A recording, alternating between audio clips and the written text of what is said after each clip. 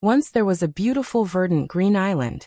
It had forests filled with huge trees, waterfalls gushing with clear blue water, and mountains where there was a quarry of a unique kind of stone.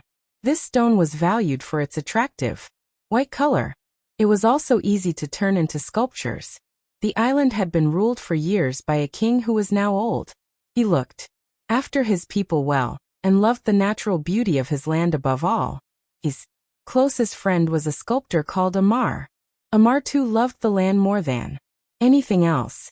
He had a school where students from far and wide came to learn the art of creating sculptures out of stone. But Amar had one odd condition for the students who studied in his school. He insisted they bring their own supply of stone. Only for their final sculpture were they allowed to use a piece of stone from the island's quarry. Many grumbled at this rule.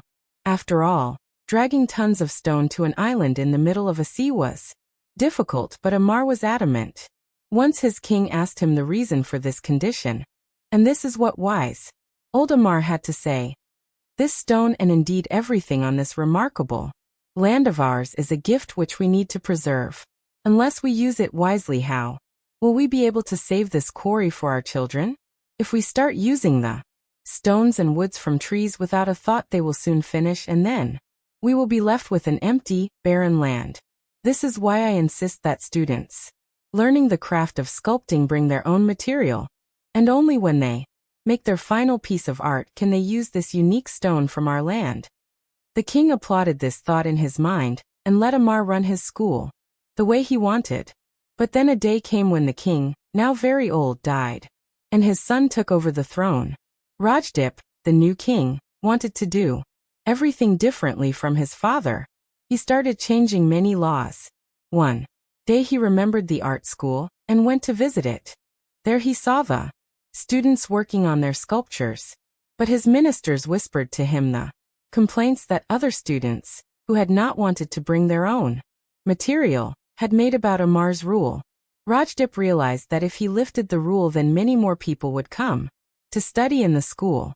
Their fees would add to the prosperity of the island, and in addition they would create lovely works of art that could be used to beautify the towns. He ordered Amar to step down as the teacher and brought someone else to run the school. Soon the island was full of students chipping away on the stone. Their demands increased the mining at the quarry. They created large sculptures, which now needed to get transported back to the town. Trees were cut down to make carts and to clear roads. Without trees to provide wood for their boats, the fishermen of the island could not go out to sea. They started fishing near the land and got into fights frequently with one another. New houses were not strong, as both wood and stone were scarce. It was difficult for farmers to make good plows, and so farming suffered.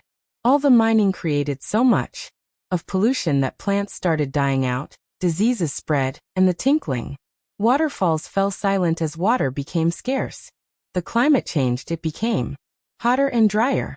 Soon there were famines, and the once beautiful green island was reduced to a wasteland of weeds and scrub. Rajdip's wishes of lining his capital city and palace with giant sculptures was fulfilled. Each student in the art school made a beautiful huge statue and gifted it to him. Soon these statues filled up the entire kingdom.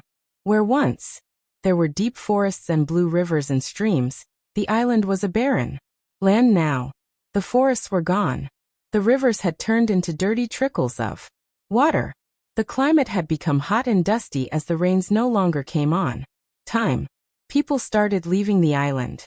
The houses, schools, and palaces slowly fell silent as they were abandoned. With time, everyone forgot about this island. Many years later, when explorers landed here, they found hundreds of statues strewn all over a bare island, a land destroyed by the king's greed.